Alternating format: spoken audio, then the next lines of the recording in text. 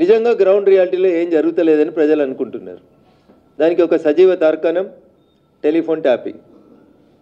18 నెలలైంది telephone tapping panchayat నడవబట్టి. దానికి ఒక సిట్ అని ఒకటి వేసినారు, స్పెషల్ ఇన్వెస్టిగేషన్ టీమ్ అని ఒకటి నడిపిస్తూ ఉన్నారు. ఏం నడుస్తుంది? ఏం చేస్తారు ముఖ్యమంత్రి గారు? అయ్యా ఇంటెలిజెన్స్ పోలీసులు జర గట్టిగానే ఉండ్రి. ఏం జరుగుతుంది? ఎప్పుడు స్టార్ట్ అయింది టెలిఫోన్ ట్యాపింగ్? బయటికి ఎప్పుడు వచ్చింది? ఏడ మొదలైంది పంచాయతీ? ఈ రాష్ట్రంలో దుబ్బాకలో ఉప ఎన్నిక జరిగినప్పుడు పంచాయతీ మొదలైంది. ఉప ఎన్నిక జరుగుతున్నప్పుడు పోలీసులు మా ఫోన్లు వింటున్నారని నేను రోజు అప్పుడున్నటువంటి డీజీపీ కంప్లైంట్ పెట్టినాను. ఎంత దుర్మార్గంగా పనిచేస్తుంది మీ సిట్ అంటే అక్కడనే కనబడతా ఉంది. గాంధీ భవన్లో పనిచేసే వాళ్ళకి ఇస్తారు, కాంగ్రెస్ పార్టీ సోషల్ మీడియాలోకి ఇస్తుంది సిట్ నోటీసులు. వాళ్ళందరినీ విచారణ చేస్తున్నాం, స్టేట్మెంట్ రాస్తున్నాం అని చెప్తారు. దుబ్బాక ఉప ఎన్నికల్లో పైసలు పట్టుకున్నామని చెప్పి నా కుటుంబ సభ్యుల్ని, సంబంధం లేని వ్యక్తుల్ని టెలిఫోన్లు వినుకుంటూ హరాస్ చేసిరని రఘునందన్ రావు అప్పుడున్నటువంటి డీజీపీకి 10 సార్లు కంప్లైంట్ ఇచ్చిండు. ఎన్నికలు ఎప్పుడు ఇచ్చిండు? ఎన్నికలు అయిపోయినాక ఇచ్చిండు. ఎమ్మెల్యేగా గెలిచిన తర్వాత కూడా వచ్చి అప్పుడున్నటువంటి డీజీపీకి ఇచ్చిండు ఉత్తరం. ఏడవైన ఉత్తరాలు స్పెషల్ ఇన్వెస్టిగేషన్ టీంకి చేరతలేవా? అప్పుడున్నటువంటి డీజీలు గారా? చీఫ్ సెక్రటరీ గారిని పిలిచిర్రు, స్పెషల్ సెక్రటరీ గారిని పిలిచిర్రు. ప్రభుత్వం చెప్తే చేసినాం, ప్రభాకర్ రావుని పట్టుకొచ్చినాక అందరినీ పట్టుకొస్తాం. ఇంకెన్ని రోజులు జరుగుతారు మీరు?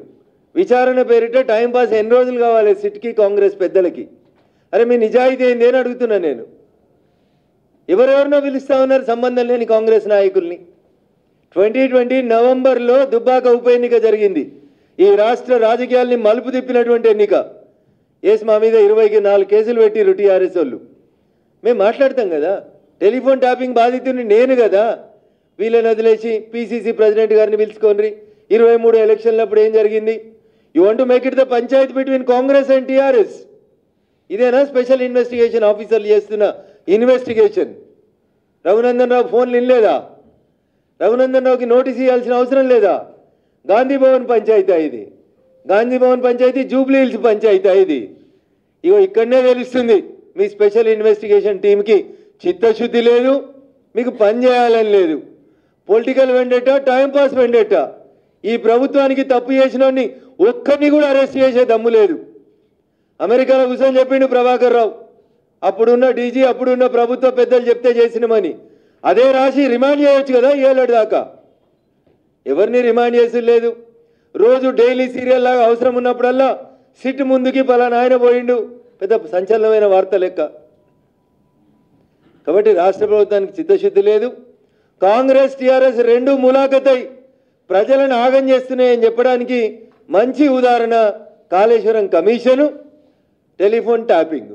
ఈ రెండిట్లలో ఎండ్ రిజల్ట్ ఏమొస్తుందంటే ముఖ్యమంత్రి గారు ఎలక్షన్ల